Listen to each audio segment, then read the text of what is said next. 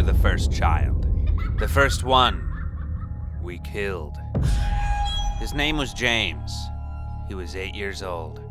Same age as my boy. Same hopeful look my boy once had too. He didn't know what was going to happen. That he was simply a meal soon to be consumed.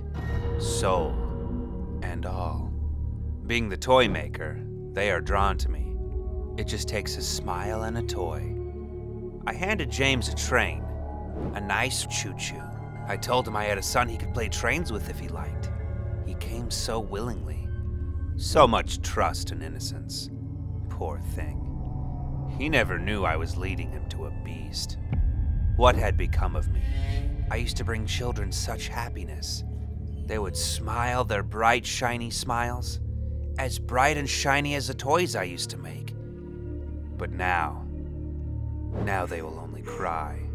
Tears will run down their faces and they'll cry for a parent that's not there and never will be. They'll be scared. But all of this is for him. To my precious boy, Silas. I sat James at the table next to Silas. He looked at him strangely, not sure what to make of him. I mean, Silas isn't like other boys. He's different, unique. It can be hard getting used to the idea of a wooden boy. They think him nothing but a puppet, but he's real. Boy, is he ever real. But he's always been a bit shy at first. Tell James to go right along and play with his train and that Silas is just being an old stick in the mud. But he's only pretending. He's just waiting for his moment to feed. I waited and watched James drive the train along the tabletop. Among him making his choo-choo noises for the train, I hear him speak. I hear Silas. "A life for a life, Daddy."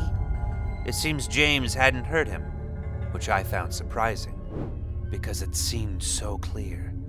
At these words, I knew it was time for me to do what I had to do to keep my boy alive. In all the years since James, it did get easier. At first it felt like I couldn't wipe all the blood off my hands, all day and night scrubbing at it. The forever stain of a child's blood. But it got easier. It truly did. To hear my precious boy's voice once again ring through my ears once more. "A life for a life, Daddy." There's no parent that wouldn't do what I have for him. I boiled some water and made some tea. A very special tea. One that would make James fall into a forever sleep. It was the most peaceful thing I could do for him. I offered a cup to James, but he declined. I insisted he have the tea, but he refused, saying he didn't like tea, that it tasted icky.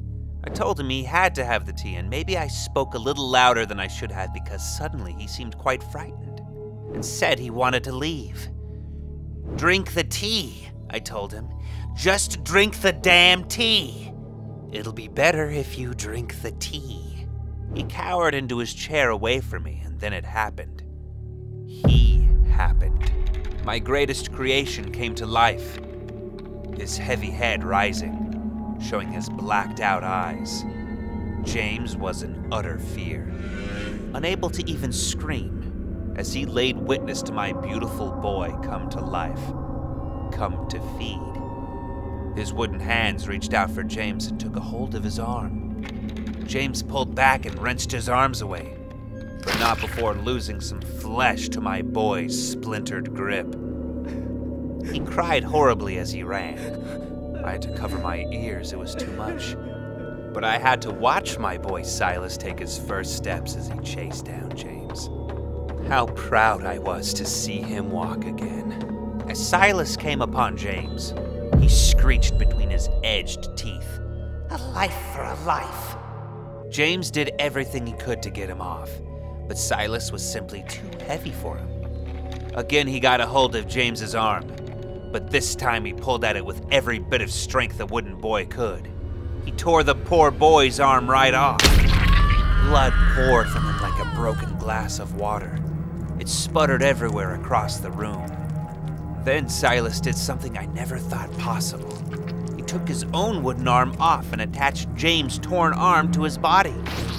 It was incredible to see my precious boy grow in his own little way as the arm just molded right into him. It was then that James, somehow managing to stay alive as the life flowed out of him like a raging river, grabbed one of the trains surrounding them with his still attached hand and smashed it into Silas's face, breaking his jaw off. My poor boy, I thought in that moment as I watched my Silas hurt. I was petrified seeing him beaten down by that child, James. I felt stuck, unsure of what to do.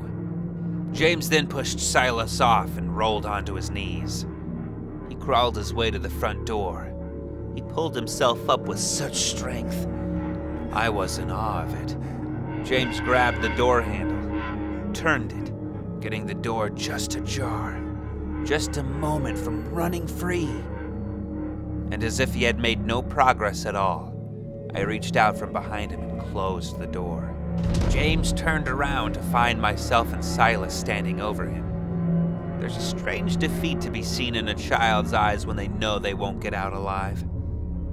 Silas then affixed his jaw back on, cackling out a child's laughter as he came upon that poor boy, devouring the rest of him. I have never seen such want to live as James, at least not from anyone aside from my boy, Silas. James was 23 years ago. 23 years I have done this.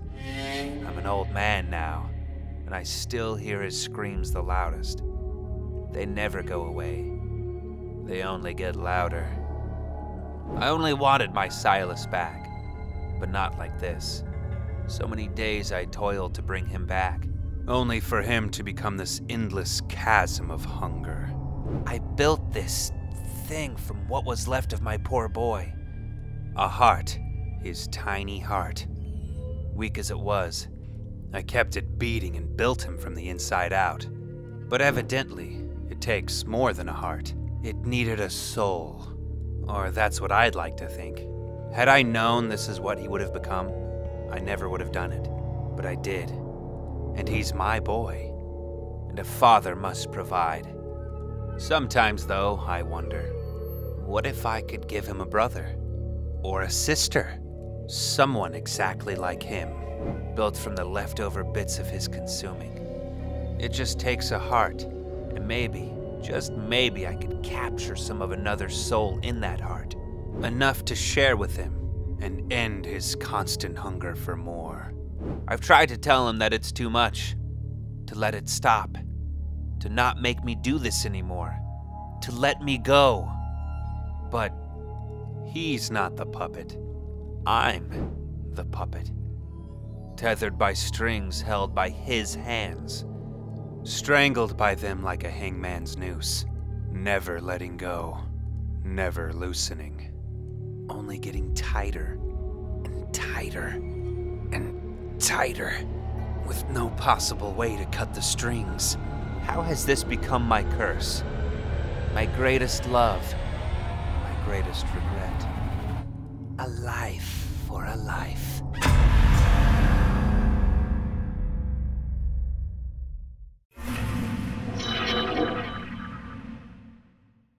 Watch new vids every Monday, Wednesday, and Friday, only on Crypt TV.